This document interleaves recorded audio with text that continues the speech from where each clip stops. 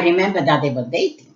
Okay, so before... And I remember that his parents came to the house already. All right, so before we move on to the ghetto and the war, Right, yeah. I want to talk a little bit about my folks. Yeah. My mother was the oldest, and at that she was 19, you said? She was I mean, born in 44, in the 44, she was 24. Right, so in 39, she was 19, Right. and she was already... She was mostly in the store. But she was already introduced to my father? No. No. No. No? Not by 19. So... No. I remember them, like I would say in 42, not before. Oh, okay, so 42. That she was 22. 22. That sounds better than 19. Okay, sounds I good. remember your father from 1942. I can't go back before because I don't remember. Okay, so in 1942, I don't know, somehow they were dating. Right. And with the intention of marrying. Right. And my father came to my grandparents. Right.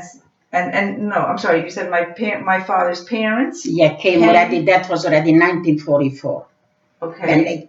When they came, beginning of 1944, they came, the two parents was meeting in our house, and I guess they decided not to get married because of the war was critical coming. war is coming. So I think that like until 1944, everybody tried to live a normal life. Right.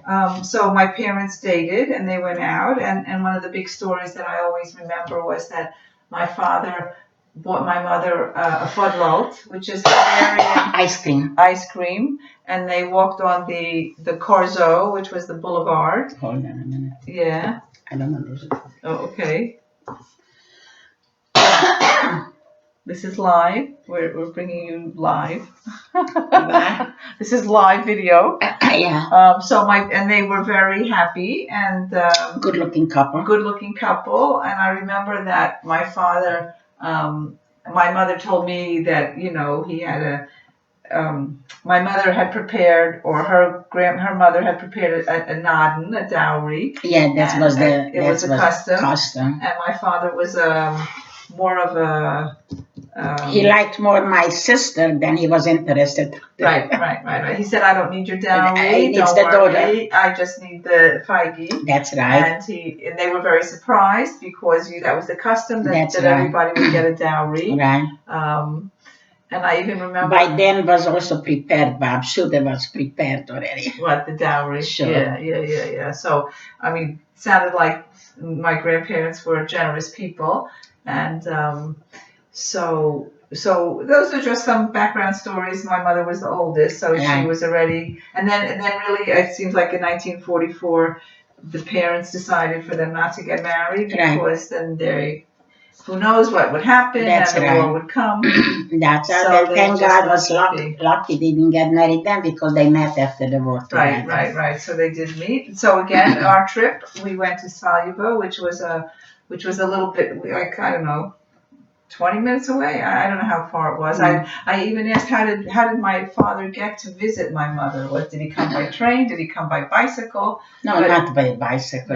No? I think it was train. Train? But they did. Train or bus, one of them. Oh, but he did visit, and they did go out. Yes. And they had a courtship, and the big joke was this naden. I don't need your naden. It was very sweet, but I'm good.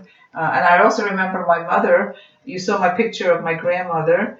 She had a sheitel. Right. And my father, it's interesting, my father had a brother, Uncle Maishi, who was a yeshiva boy, but my father was more of a business boy. Right. And my mother said, "Will I wear a sheitel?" My mother wears a sheitel, and she told me that my father said, "Don't worry, first we'll get married. We'll discuss the sheitel when it's sheitel time. Let's first get married."